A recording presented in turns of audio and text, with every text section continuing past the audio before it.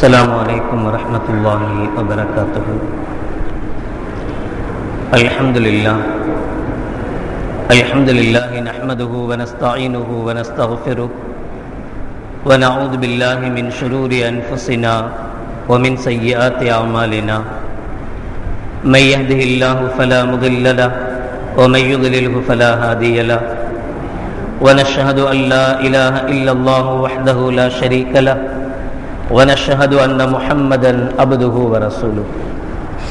اللهم صل على سيدنا ومولانا محمد طب القلوب ودوائها وعافية الأبدان وشفائها ونور الأبصار وضيائها وعلى آله وصحبه وسلم. أما بعد، فقد قال الله تعالى في القرآن العظيم الفرقان المجيد: أعوذ بالله من الشيطان الرجيم، بسم الله الرحمن الرحيم. يا أيها الذين آمنوا قوا أنفسكم وأهليكم نارا وقودها الناس والحجارة عليها ملائكة غلاظ شداد لا يعصون الله ما أمرهم ويفعلون ما يؤمرون. قال النبي صلى الله عليه وسلم: من حق الولد على الوالد ثلاثة أشياء: أن يحسن اسمه إذا ولد، ويعلمه الكتابة إذا عقل، ويزوجه إذا أدرك، أو كما قال عليه الصلاة والسلام. صدق الله العظيم وصدق رسوله النبي الكريم. سبحانك لا علم لنا إلا ما علمتنا إنك أنت العليم الحكيم. رب اشرح لي صدري ويسر لي أمري واحلل عقدة من لساني يفقهوا قولي. புகழ் அனைத்தும் அல்லாஹ் ஒருவனுக்கு உரித்தாகட்டுமாக. ஸலாத் என்னும் கருணையும் சலாம் என்னும் இறைச்சமும் ஈருலக சர்தாரும் பெருமானார் ரசூலே கரீம் ஸல்லல்லாஹு அலைஹி வஸல்லம் அவர்கள் மீதும், அவர்களுடைய அடிச்சுவடுகளை கடுகளவும் பிசகாது வாழ்ந்து வந்த உத்தம சத்திய சஹாபாக்கள், தாபிஈன்கள், தபா தாபிஈன்கள், நபிமார்கள், வலிமார்கள், ஷஹீதுகள் மற்றும் நம் அனைவர்கள் மீதும் ஏனைய இஸ்லாமியர்கள் மீதும் என்றென்றும் நிலவட்டுமாக. ஆமீன். பெரும்பிற்கும் பெருமதிப்பிற்கும் உரிய பெரியோர்களே, அல்லாஹ்வின் நல்லடியார்களே, அல்லாஹ் ஜல்ல ஷானஹு வ தஆலாவின் மாபெரும் கிருபையினால் புனித ரமலான் மாதத்தை அடைந்து 10ஆம் நாள் நோன்பை நோற்றமர்ந்திருக்கிறோம். அல்ஹம்துலில்லாஹ். இன்று கொடுக்கப்பட்டிருக்கிற தலைப்பு குழந்தை வளர்ப்பின் சட்டங்கள். அல்லாஹ் ஜல்ல ஷானஹு வ தஆலா 66வது சூராவின் 6வது ஆயத்தில் சொல்லி காட்டுவான்: யா அய்யுஹல்லதீன ஆமனூ கூ அன்ஃபுஸக்கும் வ அஹ்லீக்கும் நாரா. ஈமான் கொண்டவர்களே, உங்களையும் உங்கள் குடும்பத்தவர்களையும் நரக நெருப்பிலிருந்து நீங்கள் பாதுகாத்துக் கொள்ளுங்கள். வகூதுஹன் நாஸ் வல் ஹிஜாரா, அந்த நரகத்தினுடைய எரிக்கட்டைகள், எரியக்கூடிய கட்டைகள் மனிதர்களும் கற்களும் தான் என்று அல்லாஹ் ஜல்ல ஷானஹு வ தஆலா எச்சரிக்கை செய்வான். குழந்தை, பொதுவாக குழந்தை பிறந்த பிறகல்ல, நமக்கு பிறப்பதற்கு முன்பே அது நம் குழந்தைதான். அதனால்தான் தாயினுடைய கர்ப்ப அறையில் இருக்கிற போதே அந்த தாய் அவ்வப்போது தன்னுடைய வயிற்றை தொட்டு பார்த்து ஆனந்தமடைந்து, என்னுடைய பிள்ளை எட்டி உதைக்கிறான், என்னுடைய பிள்ளை சிரிக்கிறான், என்னுடைய பிள்ளை அப்படி செய்கிறான் இப்படி செய்கிறான் என்று சந்தோஷப்படுகிறாள்.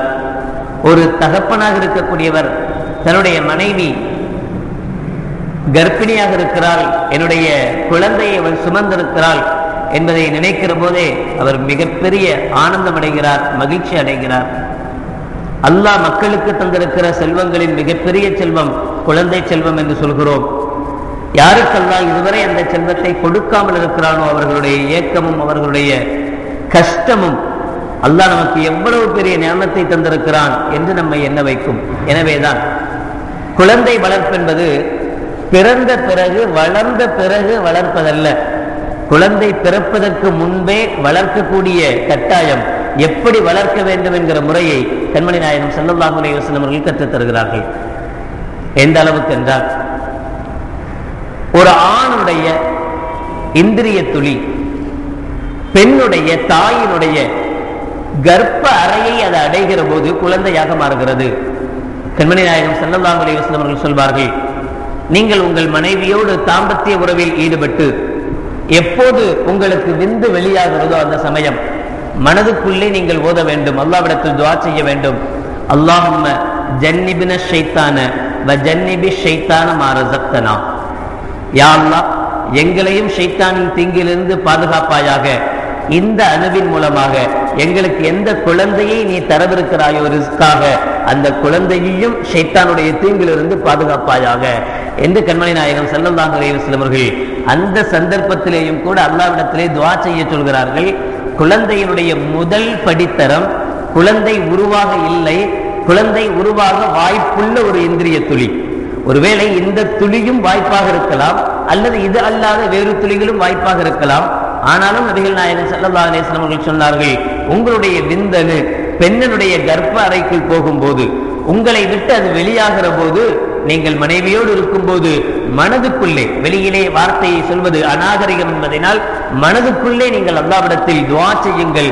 யா அல்லாஹ் எங்களையும், என்னையும் என்னுடைய மனைவியையும், எங்களுக்கு எதை நீ ரிஸ்காக கொடுக்க போகிறாயோ குழந்தை, அந்த குழந்தையையும் எங்களை ஷைத்தானிடமிருந்து பாதுகாப்பாயாக என்று துஆ செய்யுங்கள் என்று கண்மணி நாயகம் ஸல்லல்லாஹு அலைஹி வஸல்லம் அவர்கள் கேட்க சொல்கிறார்கள். என்றால் குழந்தை எப்போது விந்தணுவாக இருக்கிறதோ அப்போதே அதை ஷைத்தானுடைய தீங்கிலிருந்து பாதுகாக்க வேண்டிய கடமை பெற்றோருக்கு இருக்கிறது என்பதை நபிகள் நாயகம் ஸல்லல்லாஹு அலைஹி வஸல்லம் அவர்கள் உணர்த்தி காட்டுகிறார்கள். நம்மால் ஷைத்தானுடைய தீங்கை தடுக்க முடியாது என்பதனால் நம்மளுடைய கையாலாகாத தனத்தை அல்லாஹ்விடத்திலே முறையிடுகிறோம். யா அல்லாஹ் இதன் மூலமாக உருவாக்கக்கூடிய குழந்தையை ஷைத்தானிடமிருந்து காப்பாற்றுவது என்பது என்னால் இயலாத காரியம், எனவே நீயே காப்பாற்று என்று நபிகள் நாயகம் ஸல்லல்லாஹு அலைஹி வஸல்லம் அவர்கள் பொறுப்பை ஒப்படைக்க சொல்கிறார்கள். இது ஆரம்பம். ஒரு குழந்தையை வளர்ப்பதிலே ஷைத்தானுடைய தீங்குகளிலிருந்து அவனை பாதுகாத்து ஆரம்பிக்க வேண்டும் என்பதை கண்மணி நாயகம் ஸல்லல்லாஹு அலைஹி வஸல்லம் அவர்கள் சொல்லி காட்டுவார்கள். பிறகு அந்த விந்தணு கருவாக உருவாகிற போது, அப்போதும் நீங்கள் கர்ப்பிணியாக இருக்கிற சந்தர்ப்பத்தில் அதிகமாக குர்ஆனை ஓதுங்கள் என கண்மணி நாயகம் ஸல்லல்லாஹு அலைஹி வஸல்லம் அவர்கள் சொல்லித் தருகிறார்கள். ஒரு பெண் கர்ப்பிணியாக இருக்கும் போது சஜிதா செய்கிறாள் என்றால் உள்ளே இருக்கிற குழந்தையும் சேர்ந்தே சஜிதா செய்கிறது. கர்ப்பிணியாக இருக்கும் போது ஒரு பெண் குர்ஆனை ஓதுவாளேயானால் அந்த குர்ஆனுடைய சப்தங்களை அந்த குழந்தையும் கேட்கிறது.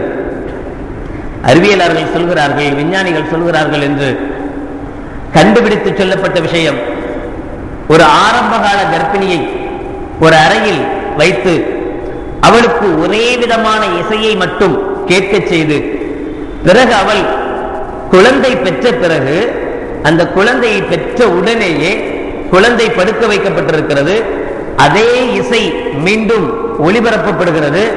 அந்த குழந்தை இசை எங்கிருந்து வருகிறதோ அந்த திசையை பார்க்கிறது என்று விஞ்ஞானம் சொல்கிறது. ஒரு குழந்தை எந்த இசையை கர்ப்பிணியாக இருக்கும் போது ஒரு தாய் கேட்கிறாளோ அதே இசையை அந்த குழந்தை ஞாபகம் வைத்து பிறந்த பிறகு அதன் பக்கமே அதனுடைய எண்ணங்கள் போகிறது என்பதை இந்த விஞ்ஞானம் நமக்கு உணர்த்தி காட்டுகிறது. நபிகள் நாயகம் ஸல்லல்லாஹு அலைஹி வஸல்லம் அவர்களும் அதைத்தான் சொல்லியிருக்கிறார்கள். அதிகமான குர்ஆனை ஓதுகிற போது, அதிகமான இபாதத்துகள் செய்கிற போது, வணக்கங்கள் புரிகிற போது உள்ளே இருக்கிற குழந்தையும் சாலிகான குழந்தையாகவே வளர ஆரம்பிக்கிறது.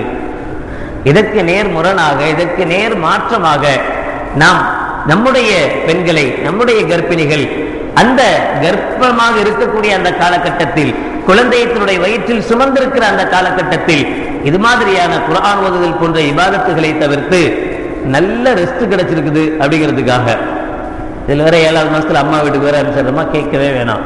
முழு ரெஸ்ட், அந்த முழு ரெஸ்டையும் ரொம்ப அருமையாக உபயோகிப்பாங்க. ரொம்ப ஒரு சீரியல் விடாம, ஒரு பாடல்கள் விடாம, எல்லாத்தையும். எந்த வீட்டில் டிவி இல்லையோ, தன்னுடைய பெண் கர்ப்பமாகி வந்து விட்டால் அந்த தகப்பன் தன்னுடைய பெண்ணுக்காக வேண்டியாவது டிவியை கொண்டு வச்சிடுறார். பாவம், சும்மாவே இருக்கிறா புள்ள, போர் அடிங்க அவளுக்கு, பார்த்துட்டு போறா அப்படின்னு. இதையே பார்த்து வளர்கிற குழந்தையினால் தான் பிறகு என்ன ஆகுது அப்படின்னு சொன்னா, நாம் சொல்லுகிறோம், சொல்வதை கேள்விப்படுகிறோம், புள்ளைய தாளாட்டி பாடி தொட்டில ஆட்டினாலாம் தூங்குறது இல்லை. ஒரு சினிமா பாட்டு போட்டு விட்டா போதும், ஜம்முன்னு தூங்கிடுறா. டிவியை ஆன் பண்ணாதான் தூங்கவே ஆரம்பிக்கிறான். நம்மலாம் சொல்லுவோம், குழந்தை தூங்குது அப்படின்னா டிவியை அணைச்சிருமா, டிவியை ஆஃப் பண்ணு, பிள்ளைக்கு டிஸ்டர்பா இருக்கும், தூங்க மாட்டா, தூக்கம் கெட்டு போயிடும். அந்த காலம்லாம் மலையேறி போச்சு. இப்ப டிவியை ஆன் பண்ணாதான் குழந்தை தூங்குது, ரேடியோவும் ஆன் பண்ணாதான் குழந்தை தூங்குது, இசையை ஆன் பண்ணாதான் குழந்தை தூங்குது. காரணம் என்ன அப்படின்னா, இந்த இசைதான் அதனுடைய ஆரம்ப காலகட்டத்திலேயே அதுக்கு ஊட்டப்பட்டிருக்கிறது. இதுதான் அதற்கு சொல்லப்பட்டிருக்கிறது. எனவே அந்த குழந்தை அதன் பக்கம்தான் அதனுடைய முழு திருப்புதலும் இருக்கிறது. எனவே அந்த இசையின் மீது தான் அது அதிக ஆர்வம் கொண்டிருக்கிறது. அப்படியே அது மாறி போய்விடுகிறது.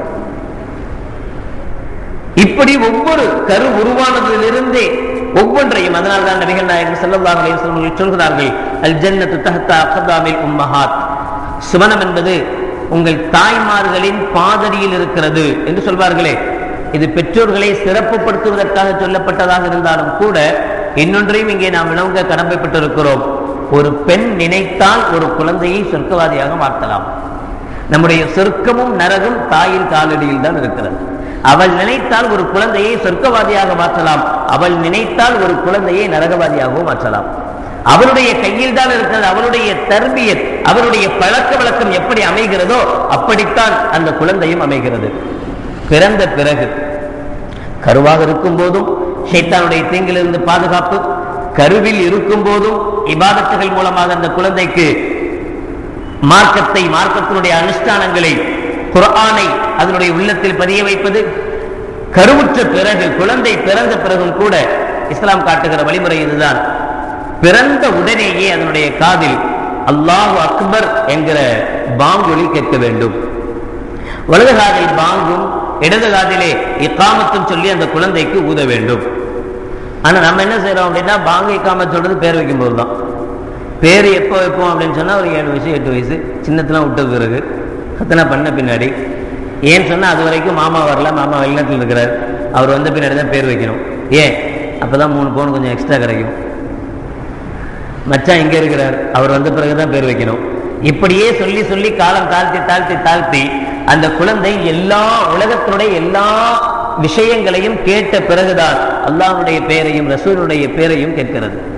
ஒரு குழந்தை பிறந்த உடனே அதனுடைய காதுகளில் விழ வேண்டிய வார்த்தை அல்லாஹு. எனவேதான் பிறந்த உடனே எப்பனாலும் பேர் வச்சுட்டு போங்க.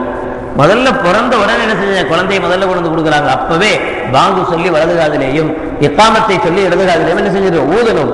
அப்படி ஊதப்படுகிற போது அந்த குழந்தை சாலிகான குழந்தையாக வளர்வதற்கு அது காரணமாக அமையும்.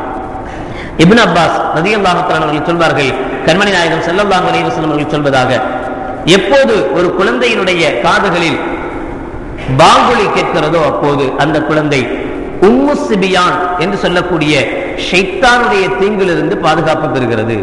பிள்ளைங்களுக்குன்னு ஒரு ஷைத்தான் நல்லா படைச்சு வச்சிருக்கிறானா, பிள்ளைங்களை ஏமாத்துறதுக்கு, பிள்ளைங்களுக்கு எடுக்கிறதுக்குன்னு. அந்த தலைவனுக்கு பேரு உம்மு சிபியானா.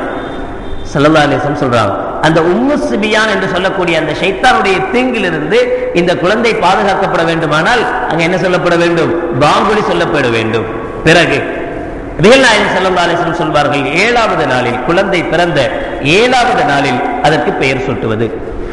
அந்த பெயரும் மிக அழகான, அல்லாஹ்வுக்கும் ரசூலுக்கும் பொருத்தமான பெயர்களை சூட்டுவது. காரணம், அபூ தர்தா ரலியல்லாஹு தஆலா அவர்கள் சொல்வார்கள், கண்மணி நாயகம் ஸல்லல்லாஹு அலைஹி வஸல்லம் அவர்கள் சொல்வதாக, துதுஊன யௌமல் கியாமா பி அஸ்மாஇக்கும் வ அஸ்மாஇ ஆபாஇக்கும், மறுமை நாளில் நீங்கள் உங்களுடைய பெயர்களையும் உங்களுடைய தகப்பனாரின் பெயர்களையும் கொண்டு அழைக்கப்படுவீர்கள்.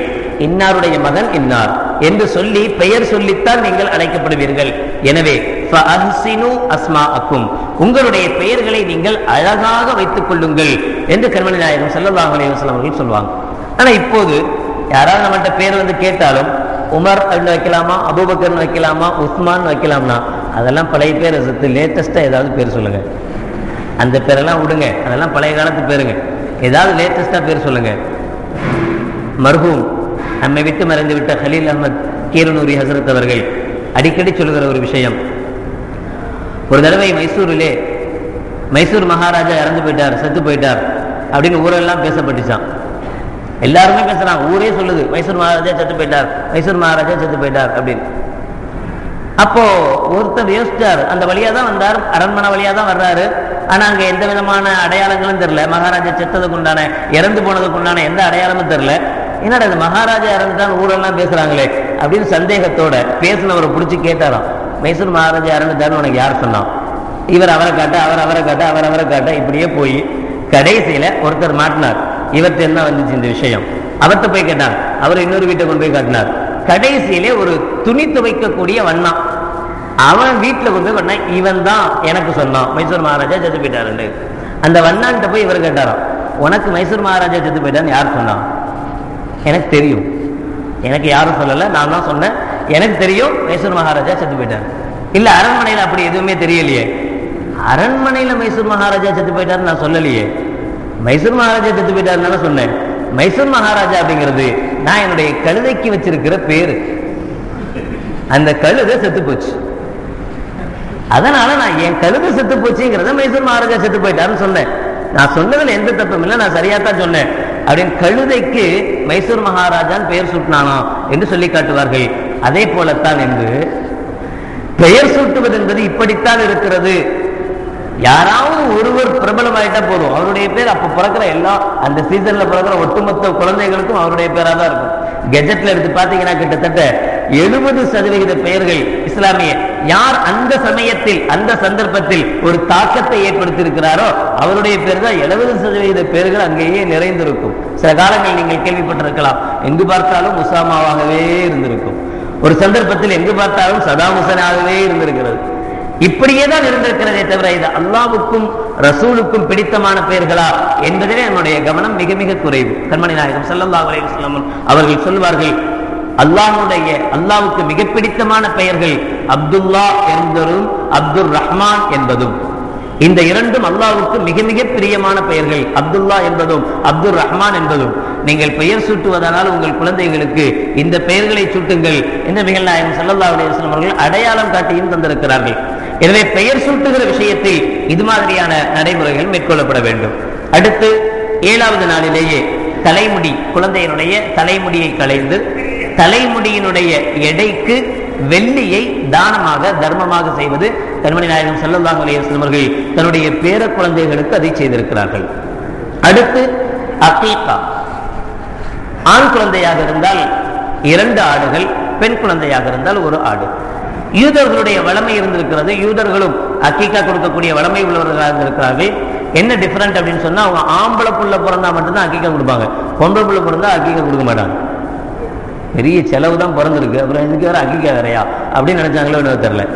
ஆண் குழந்தை பிறந்தால்தான் அக்கீகா, பெண் குழந்தை இருந்தால் அக்கீகா இல்லை. நபிகள் நாயகம் ஸல்லல்லாஹு அலைஹி வஸல்லம் அவர்கள் யூதர்களுக்கு மாற்றம் செய்து ஆண் குழந்தை பிறந்தால் 2 ஆடுகள் அக்கீகா, பெண் குழந்தை பிறந்தால் 1 ஆடு அக்கீகா கொடுக்கப்பட வேண்டும் என்பதை சொன்னார்கள். இன்னொன்றையும் சொல்லி காட்டப்படும், அக்கீகா கொடுக்கப்படாத பிள்ளைகள், அக்கீகா கொடுக்கப்படாத பிள்ளைகள் தன்னுடைய பெற்றோர்களுக்கு மாறு செய்யும் பிள்ளைகளாக வளர வாய்ப்புண்டு. அக்கீகா கொடுக்கப்படாத பிள்ளைகள் தன்னுடைய பெற்றோர்களுக்கு மாறு செய்யும் குழந்தைகளாக வளர வாய்ப்புண்டு. இந்த 7வது நாளில் அக்கீகா கொடுக்கப்படவில்லையானால் பிறகு எப்ப கொடுக்கலாம் அப்படின்னா சொல்லுவாங்க, ஒவ்வொரு 7 நாளையும் கணக்கிட்டு 7 முடிஞ்ச 14 21 இப்படியே எது வரைக்கும் கொடுக்கலாம் அப்படின்னா, நம்ம வளர்ந்துட்டு 30 வயசு 40 வயசு ஆயிப்போச்சு, நம்ம வாப்பா அம்மா நமக்கு அக்கீகாவே கொடுக்கல அப்படின்னா நாம் விருப்பப்பட்டால் நமக்காக இப்போதும் அக்கீகா கொடுத்துக் கொள்ளலாம். இந்த அளவுக்கு சட்டம் சொல்லப்பட்டிருக்கிறது. ஒரு மனிதனுக்காக அவனுடைய பெற்றோர்கள் அக்கீகா கொடுக்காத பட்சத்தில் தனக்காக ஒரு மனிதன் அக்கீகா கொடுப்பது கூடும். ஆனால் அக்கீகா கொடுப்பதனுடைய விளைவாக அந்த குழந்தைகளுக்குண்டான நோய் நொடிகள் முசீபத்துகள் அகற்றப்பட்டு பெற்றோர்களுக்கு இத்தாத்து செய்யக்கூடிய வழிபட்டு நடக்கக்கூடிய குழந்தைகளாக மாற வாய்ப்புண்டு. அதுபோல அந்த 7வது நாளில் குளிக்க வைத்து சுத்தம் செய்தல், அதே நாளில் சத்தனா செய்வதும் சிறப்புக்குரிய செயல்கள். அக்கீகாவுடைய விஷயத்தில் இன்னொன்று கவனிக்கப்பட வேண்டியது, அக்கீகாவுடைய அந்த ஆட்டினுடைய பணத்தை கொடுத்தால் அக்கீகா நிறைவேறாது. குர்ஆன் அல்லாஹ் சொல்றார், ஃபஸல்லி லிரப்பிக வன்ஹர், இறைவனுடைய திருப்பெயரை சொல்லி நீங்கள் அறுத்து பலியிடுவீராக. நம்ம குர்பானி கொடுக்கிறோம், குர்பானி கொடுக்கும்போது ஆடு மாடு இதைத்தான் கொடுக்கணும். இந்த ஆட்டினுடைய ரேட்டை கொடுத்தணும், அதுவும் வந்துருச்சு, இப்போ அந்த குழப்பம் வந்துருச்சு. எதுக்கு எல்லாருமே ஆட்டை கொடுத்தா எவ்வளவு பேர் தான் கறியை திங்கிறது? அந்த ஆட்டினுடைய காசை கொடுங்க, பாவம் பாதி பேர் பொழைச்சிட்டு போறாங்க, பாதி பேர் நல்லா இருக்கட்டும். என்ன கூடாது, அல்லாஹ் ஆட்டத்தான் இருக்க சொன்னா, மாட்டத்தான் இருக்க சொன்னா, அதைத்தான் செய்யணுமே தவிர அது அல்லாத இன்னொன்று செய்யக்கூடாது. அக்கீகாவை பொறுத்தவரை அக்கீகாவுடைய ஆடு அறுக்கப்பட வேண்டுமே தவிர அதனுடைய கிரயத்தை சதக்காவாக கொடுத்தால் கூடாது. ஒருத்தர் அதனுடைய காசை கொடுத்து இதுக்கு நீங்க ஆடு வாங்கி அறுக்குறீங்க, இது கூடும். நம்ம இப்ப காசை அக்கீகாவா கொடுக்கல, ஆட்டத்தான் அக்கீகாவா கொடுக்கிறோம். ஆனா நாம போய் வாங்குறதுக்கு கஷ்டப்பட்டுட்டு என்ன செய்யறோம், அவர்கிட்ட கொடுத்து இதுக்கு நீங்க ஆடு வாங்கி அறுத்துருங்க, இது கூடுமே தவிர நேரடியாக அக்கீகாவுடைய அந்த ரேட்டுக்கு பணத்தை அல்லது வேறு ஏதாவது பொருட்களை சதக்கா செய்தாலும் அக்கீகா நிறைவேறாது. அக்கீகா கொடுக்கிற சந்தர்ப்பத்தில் நபிகள் நாயகம் ஸல்லல்லாஹு அலைஹி வஸல்லம் அவர்கள் ஒரு துஆவை சொல்லி தருவார்கள். அல்லாஹும்ம ஹாதிஹி அகீகத்து இப்னி, அந்த குழந்தையினுடைய பெயரை சொல்லி, இந்த குழந்தையினுடைய அகீகா இது, தமுஹா பிதமிஹி, இந்த ஆட்டினுடைய இரத்தம் இந்த குழந்தையினுடைய இரத்தத்திற்கு பகரமாக, வ அலுமஹா பி அலுமிஹி, இந்த ஆட்டினுடைய எலும்புகள் இந்த குழந்தையின் எலும்புக்கு பகரமாக, வ ஜில்தஹா பி ஜில்திஹி, இந்த ஆட்டினுடைய தோல் இந்த குழந்தையின் தோலுக்கு பகரமாக, வ ஷஅரஹா பி ஷஅரிஹி, இந்த ஆட்டினுடைய முடிகள் இந்த குழந்தையின் முடிக்கு பகரமாக என்று சொல்லி, அல்லாஹும்ம ஜஅல்ஹா ஃபிதாஅன் லிஇப்னி மினன் நார், யா அல்லாஹ் இந்த அகீகாவை என்னுடைய குழந்தை நரகத்திலிருந்து பாதுகாக்கப்படுவதற்கு காரணமாக ஆக்குவாயாக என்று துஆ செய்து அகீகாவை கொடுங்கள் என்று கண்மணி நாயகம் ஸல்லல்லாஹு அலைஹி வஸல்லம் அவர்கள் சொல்லித் தருவதை பார்த்தால், வெறுமனே உலகத்தினுடைய பலாய் முசீபத்துகளை மட்டுமல்ல, அகீகா நரக நெருப்பிலிருந்து நம்முடைய குழந்தைகளை பாதுகாக்கிறது என்பதை ஸல்லல்லாஹு அலைஹி வஸல்லம் அவர்கள் இங்கே சொல்லி காட்டுகிறார்கள். இது அல்லாமல் வேறு சில சடங்குகள், நாம் செய்யக்கூடிய சடங்குகளை தவிர்க்கலாம். உதாரணமா 6 மாசம் ஆச்சுன்னா பாயாசம் கொடுக்கிறது, பல்லு முளைச்சா பச்சரிசி கொடுக்கிறது, இது மாதிரியான சடங்குகள் இஸ்லாத்தில் சொல்லப்படாத விஷயங்கள். நபிகள் நாயகம் ஸல்லல்லாஹு அலைஹி வஸல்லம் அவர்கள் சொல்கிறார்கள், உங்களுடைய குழந்தைகள் உங்களிடத்தில் கொடுக்கப்பட்ட அமானிதங்கள் மட்டுமல்ல, ஒரு குயவனிடத்தில், சட்டி செய்யக்கூடியவன் குயவன், அவன் கையில் கிடைத்த களிமண்ணை போல, எந்த அளவுக்கு என்று சொன்னால் அந்த களிமண்ணை வச்சு அவன் எந்த சட்டியும் செய்யலாம், ஆனச்சட்டியும் செய்யலாம், சோத்து சட்டியும் செய்யலாம், சின்ன அழகான விளக்கும் செய்யலாம், எது வேணாலும் செய்யலாம், களிமண் ஒண்ணு. குழந்தைகள் உங்களிடத்தில் இப்படித்தான் தரப்பட்டிருக்கிறார்கள். அபூ ஹுரைரா ரலியல்லாஹு தஆலா அவர்கள் அறிவிக்கிற ஹதீஸில் நபிகள் நாயகம் ஸல்லல்லாஹு அலைஹி வஸல்லம் அவர்கள் சொல்வார்கள், மாமின் மௌலூதின் இல்லா யூலது அலல் ஃபித்ரா, ஒவ்வொரு குழந்தையும் இஸ்லாமிய அடிப்படையில் தான் பிறக்கிறது, ஃபஅபவாஹு, அதனுடைய பெற்றோர்கள் தான் யுஹப்பிதானிஹி, அந்த குழந்தைகளை யூதர்களாகவும், ஒயுனஸ்ஸிரானிஹி, அவர்களை நஸ்ரானிகள் கிறிஸ்தவர்களாகவும், ஒயுமஜ்ஜிசானிஹி, நெருப்பை வணங்கக்கூடிய மஜூசிகளாகவும் அவர்களுடைய பெற்றோர்கள் தான் அவர்களை மாற்றுகிறார்கள். இப்ப குழந்தைகள் எப்படித்தான் பிறக்கிறது? நல்ல குழந்தைகளாக, இஸ்லாத்தின் அடிப்படையை மதிக்கிற குழந்தைகளாகத்தான் பிறக்கிறது. பிறகு இஸ்லாத்தை மதிக்காமல் போவதற்கு காரணம் பெற்றோர்கள். இவர்களுடைய கண்காணிப்பு இல்லாததனுடைய விளைவாகத்தான் இது போகிறது. என்ன செய்யணும் அப்ப பெற்றோர்கள் குழந்தைகளை? நபிகள் நாயகம் ஸல்லல்லாஹு அலைஹி வஸல்லம் அவர்கள் சொல்லித் தருவார்கள், ஆரம்பத்தில் லக்கினு அவுலாதக்கும் கலிமத்த லா இலாஹ இல்லல்லாஹ், உங்களுடைய குழந்தைகளுக்கு லா இலாஹ இல்லல்லாஹ் என்கிற கலிமாவை நீங்கள் சொல்லிக் கொடுங்கள். பொதுவாக லக்கினு என்பதற்கும் அல்லிமு என்பதற்கும் டிஃபரெண்ட் இருக்கு. தாலீம் கத்துக் கொடுக்கிறது, தல்கீன் என்பது வேற, தாலீம் என்பது வேற. அரபியினுடைய வாசகத்துல தாலீம் அப்படின்னு சொன்னா ஒருத்தனுக்கு புரியுற மாதிரி படிச்சு கொடுக்கிறது. சாதாரண கல்வின்னு சொல்றோமா இல்லையா, இதுதான் தாலீம். தாலீம்னா என்ன அர்த்தம்? புரியுற மாதிரி படிச்சு கொடுக்கணும். தல்கீன் அப்படின்னா என்ன அர்த்தம்? புரிஞ்சாலும் சரி புரியாட்டாலும் சரி சொல்லிக் கொடுக்கணும். லக்கினு மௌத்தாக்கும் லா இலாஹ இல்லல்லாஹ் என்று சொல்வார்கள். இறந்து போகிற கண்டிஷனில் இருக்கிற ஒரு மனிதருக்கும் நீங்கள் லா இலாஹ இல்லல்லாஹ் என்கிற கலிமாவை சொல்லிக் கொடுங்கள். தல்கீன். ஷாஃபியிலே ஒரு வழக்கம் உண்டு, கபரிலே கொண்டு போய் அடக்கம் செய்யப்பட்ட பிறகு மேலே உட்கார்ந்து தல்கீன் ஓதுவார்கள். அந்த தல்கீன்ல அந்த மையத்தை பார்த்து சொல்லுவாங்க, இன்னாருடைய மகனான இன்னாரே, நீர் இறந்து போய் விட்டீர், உன்னிடத்தில் 3 மலக்குமார்கள் வருவாங்க, அவங்க கேட்பாங்க, உன்னுடைய ரப்பு யார், மன் ரப்புக்கன்னு கேட்பாங்க, நீ ரப்பி அல்லான்னு சொல்லு, உன்னுடைய ரசூல் யாருன்னு கேட்பாங்க, என்னுடைய ரசூல் முகமதுன்னு சொல்லு என்று சொல்லிக் கொடுப்பதற்கு பெயர் என்ன? தல்கீன். இப்ப இந்த சொல்லிக் கொடுக்கறதுனால மையத்துக்கு கேக்குதா கேட்க இல்லையா, இத புரியுதா புரியலையா, எதுவுமே நமக்கு யோசனை தேவையில்லை, சொல்லிக் கொடுக்கிறது கடமை. குழந்தைகள் சின்ன குழந்தைகளாக இருக்கிறது, அல்லாஹ் அல்லாஹ் அல்லாஹ், அம்மா என்று சொல்லிக் கொடுப்பதற்கு முன்பாகவே, அத்தா என்று சொல்லிக் கொடுப்பதற்கு முன்பாகவே அந்த குழந்தைகளுடைய வாயிலிருந்து அல்லாஹ் என்று சொல்லிக் கொடுக்க ஆரம்பிக்க வேண்டும். இப்படியாக இல்லல்லாஹ் சொல்லிக் கொடுக்கணும், அப்புறம் லா இலாஹ இல்லல்லாஹ் சொல்லிக் கொடுக்கணும். இப்படி நபிகள் நாயகம் ஸல்லல்லாஹு அலைஹி வஸல்லம் பிள்ளைகளுக்கு இந்த வார்த்தைகளை சொல்லித்தாருங்கள் என்றார்கள். ஆனா நாம இப்ப சொல்லிக் கொடுக்கிற வார்த்தைகள் எல்லாம் என்ன அப்படின்னா, மாமா அடிச்சுட்டானாமா போடா சொல்லு, மாமாவை பார்த்து சொல்லு குரங்கு அப்படின்னு சொல்லு, மாமாவை பார்த்து நாயின்னு சொல்லு, போடான்னு சொல்லு. இப்படி சொல்லும்போது சந்தோஷமா இருக்கு. கை கொடிச்சிரு, என் தம்பியை பார்த்து என்ன செஞ்சுட்டான், என் பிள்ளை நாயின்னு சொல்லிட்டான், என் தம்பியை பார்த்து என் பிள்ளை என்ன செஞ்சுட்டான், குரங்குன்னு சொல்லிட்டான் அப்படின்னு நம்ம என்னவோ செய்யறோம், சந்தோஷப்படவும் செய்யறோம். இப்போ குழந்தைகளுக்கு சொல்லிக் கொடுக்கப்பட வேண்டிய வார்த்தைகள் என்று நபிகள் நாயகம் ஸல்லல்லாஹு அலைஹி வஸல்லம் அவர்கள் எதை சொல்லித் தருகிறார்கள், நாம் என்ன சொல்லிக் கொடுக்கிறோம்? இன்னும் சொல்ல போனால் சட்டதிட்டங்களை கூட கண்மணி நாயகம் ஸல்லல்லாஹு அலைஹி வஸல்லம் அவர்கள் சின்ன குழந்தைங்களுக்கு சொல்லிக் கொடுக்க சொல்றாங்க. அபூ ஹுரைரா ரலியல்லாஹு தஆலா அவர்கள் அறிவிப்பாங்க, முஸ்லிமுடைய 1069வது ஹதீஸாக பதியப்பட்டிருக்கும். அஹதல் ஹஸன் இப்னு அலி ரலியல்லாஹு தஆலா அன்ஹு, அலி ரலியல்லாஹு தஆலாவுடைய மகனார் ஹஸன் ரலியல்லாஹு தஆலா அன்ஹு கண்மணி நாயகம் ஸல்லல்லாஹு அலைஹி வஸல்லம் உடைய பேர குழந்தை. தம்ரத்தன் மின் தம்ரி சதகா, தானமாக தர்மமாக கொடுக்கப்பட்ட ஒரு பேரிச்சம்பழம் வீட்டில் இருந்தது. அதிலிருந்து ஒரு பேரிச்சம்பழத்தை எடுத்து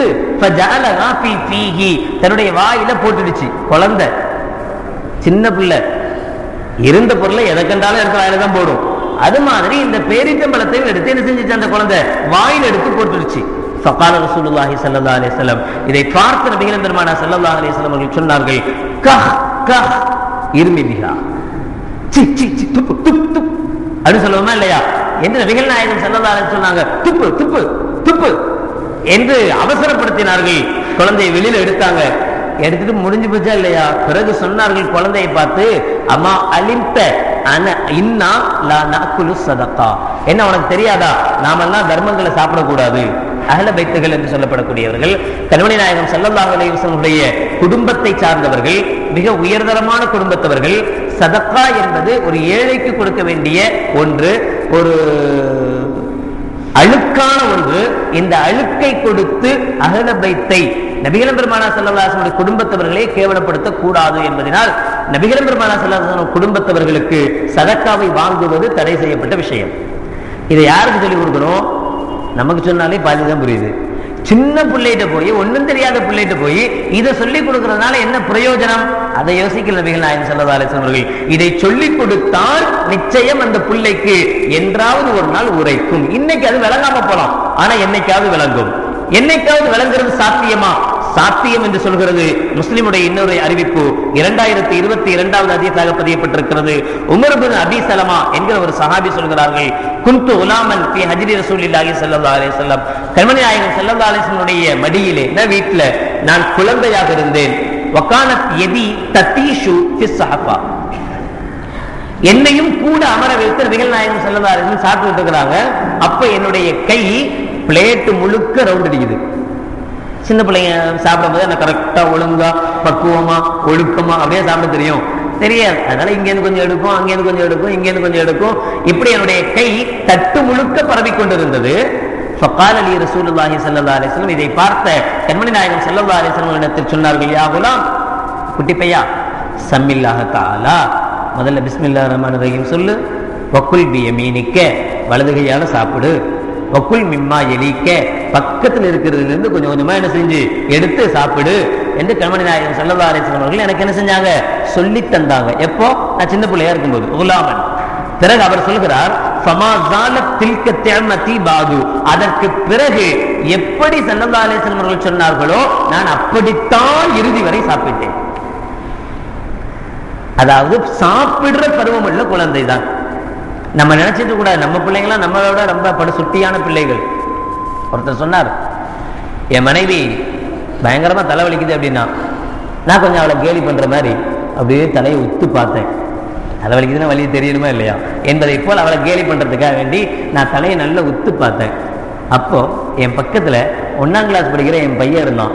அவன் சொல்றான், அத்தா என்ன இப்படி உத்து பாக்குறீங்க, இது சாஃப்ட்வேர் ஹார்ட்வேர் இல்லை அப்படின்னு சொல்றான். என்ன சொல்றானா, இது சாஃப்ட்வேர் ஹார்ட்வேர் இல்லை. அதாவது கொஞ்சம் லேசான தலைவலி தான், ரொம்ப பயங்கரமான தலைவலிலாம் இல்லை. பயங்கரமான தலைவலினா தான் என்ன செய்யும், வெளியிலாம் தெரியும். அவர் சொல்லுகிறார், நான் சாதாரணமாக சிரிப்பு மொழி பேசினால் என்னுடைய மகன் கணினி மொழி பேசுகிறார். எல்கேஜியில் போய் கொண்டு போய் விட்டாலே தட்டச்சு கற்று கொடுத்துடுறாங்க. கம்ப்யூட்டர் கொண்டு முன்னாடி வச்சிடறாங்க. கம்ப்யூட்டர் பயிற்சி அதுக்குன்னே தனி ஃபீஸ் கட்ட வேண்டியது இருக்கு குழந்தைகளுக்காக. நம்மளுடைய குழந்தைகள் இன்னும் ஃபாஸ்டானவங்க. நாம நினைச்சிட்டு இருக்க வேண்டியதான். நம்ம பிள்ளைக்கு சொன்னா தெரியாது, நம்ம பையன் வழங்க மாட்டான், நம்ம பையனுக்கு சொன்னா புரியாது. நமக்கு தெரியறத விட அதிகமா புரியும். நாமளும் நம்முடைய மனைவியும் என்ன பேசிக் கொள்கிறோமோ அல்லது நாம் நம்முடைய மனைவியை எப்படி திட்டுகிறோமோ, நாம போன பிறகு நம்ம பிள்ளை அவளை பார்த்து அதே மாதிரி திட்டுறோம். உண்டா இல்லையா? நாம கற்றுக் கொடுக்கிற பழக்கம் தானே. எப்படி அவனால் முடிகிறது? அதை கிரகித்துக் கொள்ள முடிகிறது. ஒரு பாடல் போட்டு நீங்க 10 தடவை கேட்கறீங்க அப்படின்னா அந்த பாடல் வரி போடுறதுக்கு முன்னாடி மியூசிக் வரும்போதே வரி என்னன்னு சொல்றான். 2 வயசு பிள்ளை முடியலையா? முடிகிற காரியம். ஆனால் நாம என்ன செய்யறது இல்ல, எது நல்ல காரியங்களோ அதை குழந்தைகளுக்கு சொல்லிக் கொடுக்கறது இல்ல. நல்ல காரியத்தை சொல்லிக் கொடுக்க வந்தால் மட்டும் பிள்ளைக்கு வயசு பத்தாது. கெட்ட விஷயங்களை சொல்லிக் கொடுக்கிறதுக்கு எல்லா வயசும் போதும், எந்த வயசுலையும் சொல்லிக் கொடுக்கலாம் என்கிற ஒரு நிலை. தொட்டில் பழக்கம் சுடுகாடு மட்டும் என்று சொல்வதை போல இந்த சிறு வயதிலேயே நாம் அந்த குழந்தைகளுக்கு எதை கற்றுக் கொடுக்கிறோமோ அதுதான் அவர்களுடைய கடைசி வரை. அதனால்தான் அபூதாவுதுடைய 495வது ஹதீஸில் கண்மணி நாயகர் ஸல்லல்லாஹு அலைஹி வஸல்லம் அவர்கள் சொல்வார்கள், முரு அவுலாதக்கும் பிஸ்ஸலாத்தி வஹும் அப்னாஉ சப்இ ஸினீன. சாப்பிடும் அந்த எல்லையை தாண்டி ஒரு 7 வயதை அடைகிறான் என்றால், 7 வயதை உங்களுடைய பிள்ளை அடைகிற போது தொழுகையை கொண்டு ஏவுங்கள். வதரிபூஹும் அலைஹா வஹும் அப்னாஉ அஷர். 10 வயதை அடைகிற போது தொழவில்லையானால் அதற்காக அவனை அடியுங்கள். 10 வயசுல கூட அவனுக்கு கடமையாறதில்லை. எப்ப ஒரு பிள்ளை பாலிகாரானோ பெரிய பையன் ஆகிறானோ அப்பதான் தொழுகை கடமையாகும். 10 வயசுல ஆகிறதுல குறைஞ்சபட்சம் ஒரு 15 வயசுல பாலிகாகலாம் ஒரு ஆண். அப்ப 10 வயசுல நபிகள் நாயகம் ஸல்லல்லாஹு அலைஹி வஸல்லம் தொழுகைன்னா அடிக்க சொல்றாங்க. கடமை இல்லாம கடமை இல்லாத தொழுகைக்காக வேண்டி கண்மணி நாயகம் ஸல்லல்லாஹு அலைஹி வஸல்லம் அவர்கள் அடிங்கன்னு சொல்றாங்க. காரணம் என்ன அப்படின்னு சொன்னா, நாம கொடுக்கக்கூடிய செல்லங்கள், நம்முடைய தாய்மார்கள் கொடுக்கக்கூடிய செல்லங்கள், 23 வயசு பையன் படுத்து தூங்கினாலும் கூட சுபுக்கு எழுப்புறதா இருந்தா அம்மாவுக்கு கஷ்டமா இருக்கு. அத்தா சொல்லுவார், அவனை எழுப்பி விடு, எருமாறு மாதிரி தூங்குறான் பாரு அப்படின்னு சொல்லிட்டு போவார். அம்மா சொல்லுவாங்க, போங்க புள்ள பாவம் தூங்கிட்டு போறான், நைட்லாம் கஷ்டப்பட்டு வந்திருக்கான், 23 வயசு புள்ள. அந்த நபிகள் நாயகம் ஸல்லல்லாஹு அலைஹி வஸல்லம் சொல்றாங்க, 10 வயசு பிள்ளையா இருந்தாலும் என்ன செய்யுங்க, தொழுவு போலன்னா அடிச்சு விரட்டுங்க தொழுகைக்கு. இதையும் நபிகள் நாயகம் ஸல்லல்லாஹு அலைஹி வஸல்லம் கவனிக்கப்பட வேண்டிய விஷயம். 10 வயதை அந்த பிள்ளைகள் அடைந்து விட்டால் அவர்களை படுக்கையை விட்டும் ஒதுக்கி விடுங்கள், பிரித்து விடுங்கள். ஆண் பிள்ளையையும் பெண் குழந்தையையும் ஒரே படுக்கையில் படுக்க அனுமதிக்காதீர்கள். அண்ணன் தங்கச்சியும் அண்ணனும் தான், அக்காவும் தம்பியும் தான். இருந்தாலும் 10 வயதை கடக்கிற போது சகோதர சகோதரிகள் கூட ஒரே பெட்டில் படுப்பதை அனுமதிக்காதீர்கள், அவர்களுடைய பெட்டை பிரியுங்கள் என்று கண்மணி நாயகம் ஸல்லல்லாஹு அலைஹி வஸல்லம் அவர்கள் சொன்னாங்க. இந்த காலத்தில் இதெல்லாம் எவ்வளவு நிதர்சனமான உண்மைகள் என்பது நம்ம ஒவ்வொரு நாளும் பேப்பர் பார்க்கும்போது நமக்கு தெரிகிறது. தொழுங்கள், தொலை ஏவுங்கள் அப்படின்னா முதல்ல தொழுவு தெரியணும்ல அவனுக்கு. இன்னொரு ஹதீஸில் ஸல்லல்லாஹு அலைஹி சொல்வாங்க, திர்மிதியினுடைய 407வது ஹதீஸாக பதியப்பட்டிருக்கும், அல்லிமு அஸ்ஸபிய்ய அஸ்ஸலாத்த லிஸபிஇ ஸினீன். 7 வயதில் உங்களுடைய குழந்தைகளுக்கு தொழ கற்றுக் கொடுங்கள், தொழுகைக்கு கற்றுக் கொடுங்கள். அதைத்தான் மக்தப் மதரசாக்கள் செய்து கொண்டிருக்கிறது. மக்தப் மதரசாக்கள் ஒவ்வொரு பள்ளிவாசல்களையும் இயங்கக்கூடிய சிறுவர்களுக்கு உண்டான மக்தப் மதரசாக்கள்ல அதைத்தான் செய்யறாங்க. பிள்ளைங்களுக்கு அலிஃபா சொல்லிக் கொடுக்குறாங்க, குர்ஆன் ஓதுறதுக்கு சொல்லிக் கொடுக்குறாங்க, தொழுகைக்குரிய முறைகள் சொல்லிக் கொடுக்குறாங்க, தொழுகையில ஓதக்கூடிய தஸ்பீகாத்துகள் சொல்லிக் கொடுக்குறாங்க. ஆனா அதுக்கு அனுப்புறது இல்லையே. நாம முழுக்க எல்கேஜிக்கும் யூகேஜிக்கும் எந்த அளவுக்குன்னு சொன்னா ப்ரீகேஜிக்கு அனுப்புனாலும் அனுப்புவோமே தவிர எதுக்கு அனுப்புறது இல்லை, குழந்தைகளை மார்க்க கல்விக்கு அனுப்புறது இல்லைங்கிற ஒரு உறுதியோடு இருக்கிறோம். கடைசியில் அல்லாஹ் நம்மை பாதுகாக்க வேண்டும். நாம் இன்று எந்த நிலையில் இருக்கிறோமோ, எவ்வளவோ சட்டங்கள் கேட்க நமக்கு புதுசாவே தெரியுது. எவ்வளவு வயசாகி போச்சு, ஆனா இப்ப அந்த விஷயங்களை கேட்கும்போது புதுசா தெரியுது. என்ன காரணம் அப்படின்னா, இவ்வளவு நாள் இந்த சட்டத்தை பற்றி நாம் பாராமுகமாகவே இருந்திருக்கிறோம், நமக்கு தெரியாமலேயே இருந்திருக்கிறது. நம்முடைய பிள்ளைகளும் அப்படியே வளர வேண்டுமா? எப்படி உலக கல்வியை பொறுத்த மட்டில் நான் தான் படிக்காம போனேன், என் பிள்ளையாச்சும் படிச்சு நல்ல பெரிய ஆள் ஆகணும், பெரிய இன்ஜினியர் ஆகணும், பெரிய டாக்டர் ஆகணும் என்று கனவு காண்பதை போல நாம தான் சட்டத்திட்டங்கள் தெரியாம போனோம், நம்ம பிள்ளையாவது அதை தெரிந்து கொள்ள வேண்டும் என்கிற எண்ணம் நமக்கு வேண்டுமா வேண்டாமா? நவுது பில்லா மின்ஹா, அல்லாஹ் நம்மை காப்பாற்ற வேண்டும். எப்படிப்பட்ட குழந்தைகளை ஒரு சில பெற்றோர்கள் விட்டு செல்கிறார்கள் என்று சொன்னால், அத்தா இறந்து போறாரு, இறந்து போன அத்தாவுக்கு ஜனாசா தொழுகை பள்ளியில் நடத்தப்படுகிறது, பள்ளிவாசலுக்குள் காலெடுத்து வைக்க பிள்ளைக்கு மனசு வரல, வெளியே நிற்கிறான். ஏண்டா வெளியே நிற்கிறேன்னு சொன்னா, தொழுகிறாங்க, நமக்கு பழக்கம் இல்லைங்க, இதுவரெல்லாம் போய் தொழுது இல்லை, முடிச்சுட்டு வரட்டும், நான் ரொம்ப அத்தா இறந்துட்டாருன்னு ரொம்ப ஃபீலிங்ல இருக்கேன், என்னால் தொழுக முடியாது. அத்தா இறந்துதான் ரொம்ப ஃபீலிங்ல இருக்கிறார், என்ன செய்ய முடியாது, தொழுக முடியல. இவ்வளவு மோசமான பிள்ளைகளை விட்டு செல்லக்கூடிய பெற்றோர்களும் இருக்கத்தான் செய்கிறோம். அவங்களுக்கு தெரியல. ஒரு மனிதனை இறந்த பிறகு இஸ்லாம் மையத்தாக, செத்த பிணமாக கருதுவதே இல்லை, மனிதனாகத்தான் நினைக்குது. அதனாலதான் நபிகள் நாயகம் ஸல்லல்லாஹு அலைஹி சொல்லுவாங்க, அவர் வெண்ணில குளிச்சா வெண்ணி ஊத்தி கழுவுங்க, அவர் தண்ணியில குளிக்கிறதா தண்ணி ஊத்தி கழுவுங்க, அவர் வாசனை திரவியம் எது விரும்புவாரோ அந்த வாசனை திரவியத்தை போட்டு அவருடைய இதை கொண்டு போங்க என்றெல்லாம் ஏன் சொல்றாங்கன்னா, இறந்த பிறகும் அவரை மனிதனாக மதிக்கிறார்கள். உயிரோடு இருக்கும் போது நம்முடைய மர்ம ஸ்தானங்களை, மர்ம உறுப்புகளை அடுத்தவர்கள் தொடுவதற்கு, அடுத்தவர்கள் பிடிப்பதற்கு அனுமதிக்கிறது இல்லை, அனுமதிக்க முடியாது. இறந்த பிறகும் ஒருவன் அப்படித்தான் நினைக்க வேண்டும். நம்முடைய ஜனாசாவை கழுவுவது நம் பிள்ளையாக இருக்க வேண்டுமே தவிர வேறு யாரையோ காசுக்கு அழைத்து வந்து கழுவக்கூடியவராக இருக்கக்கூடாது. குறைந்தபட்சம் இதுலையாவது நாம் நம் பிள்ளைகளை தேர்ச்சி பெற்றவர்களாக மாற்றி ஆகணும். கழுவிட தெரியாது. நம்முடைய உடல் உறுப்புகளை தொட்டு தடவுகிற, தொட்டு கழுவுகிற உரிமை நம்முடைய பிள்ளைக்கு மட்டும்தான் இருக்கும். ஒரு அந்நிய ஆண் வந்து நம்முடைய உடம்பில் கை வைக்க கூடாது. அப்படியானால் அவருக்கு நாம் அந்த சட்டத்திட்டங்கள் சொல்லிக் கொடுக்கப்பட வேண்டும். நம்முடைய பிள்ளைக்கு அவருடைய சட்டத்திட்டங்கள் தெரியணும். நமக்கு தொலை வைப்பது, நம்முடைய ஜனாசாவை யாரோ ஒருவர் தொலை வைக்க கூடாது. என் பிள்ளை தொலை வைக்கணும், என் பிள்ளை எனக்காக துஆ செய்யணும். இப்படி என்ன ஆரம்பிக்க வேண்டும்? இப்படிப்பட்ட பிள்ளைகளை வளர்ப்பதற்குத்தான் நபிகள் பெருமானார் ஸல்லல்லாஹு அலைஹி வஸல்லம் வழிமுறைகளை சொல்லித் தருகிறார்கள். நல்லொழுக்கங்கள் இந்த காலத்தில் இல்லாமல் போன ஒன்று. நபிகள் நாயகம் ஸல்லல்லாஹு அலைஹி வஸல்லம் சொல்வார்கள், ஜாபிர் இப்னு சம்ரா ரலியல்லாஹு தஆலா அவர்கள் அறிவிப்பார்கள், லா யுஅத்தப الرجل ولده خير له من ان يتصدق بصائل. உங்களுடைய குழந்தைகளுக்காக நீங்கள் எவ்வளவோ சதக்காக்கள் செய்யலாம், ஆனால் அந்த சதக்காக்களை விட உங்கள் குழந்தைகளுக்கு நீங்கள் நல்லொழுக்கத்தை கற்றுத் தருவது சிறந்தது. நீங்கள் எவ்வளவு சொத்து விட்டு விட்டு போனீர்கள் என்பதல்ல பெருசு, உங்க பிள்ளைகளுக்கு நீங்க எவ்வளவு சொத்து சேர்த்து வச்சுட்டு போயிருக்கீங்க என்பதல்ல பெருசு. அதை விட சிறப்புக்குரியது உங்கள் குழந்தைகளை நல்லொழுக்கமுள்ள குழந்தைகளாக விட்டுச் செல்வதுதான். ஒழுக்கமுள்ள குழந்தைகளாக விட்டுச் செல்கிற போது அந்த குழந்தைகள் எல்லோராலும் பாராட்டப்படுகிறார்கள். நாம் இறந்த பிறகும் நாம் பேசப்படுகிறோம், அந்த மனுஷன் நல்ல மனுஷனுடைய புள்ளப்பா எப்படி இருக்கிறான் பாரு என்று நாம் அதற்கு பிறகும் பேசப்படுகிறோம். அந்த குழந்தை நமக்கு துஆ செய்யக்கூடிய, கண்மணி நாயகம் ஸல்லல்லாஹு அலைஹி வஸல்லம் சொன்னார்களே, நீங்கள் விட்டு செல்கிற மிகப்பெரிய சொத்து உங்களுடைய பிள்ளைகள், உங்களுக்காக துஆ செய்கிற பிள்ளைகள் என்று. அப்படிப்பட்ட பிள்ளைகளாக நம்மால் மாற்ற முடியும். அந்த பவர், அந்த சக்தி பெற்றோர்களுக்கு கையில் தான் இருக்கிறது. எனவேதான் ஸல்லல்லாஹு அலைஹி வஸல்லம் அவர்கள் சொல்கிறார்கள், குழந்தைகள் கெட்டு போகவில்லை, குழந்தைகளை கெடுப்பது பெற்றோர்கள். அவர்கள் இஸ்லாத்தின் அடிப்படையில் தான் பிறக்கிறார்கள், பெற்றோர்கள் தான் அவர்களை வெளியெடுக்கிறார்கள்.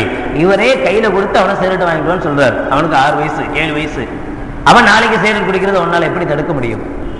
இவரே கையில காசை கொடுத்து ஒரு கெட்ட காரியத்தை வாங்க சொல்றார், பொருளை வாங்க சொல்றாருன்னா அவன் அதே செயலை செய்கிற போது அவரை எப்படி தடுக்க முடியும்?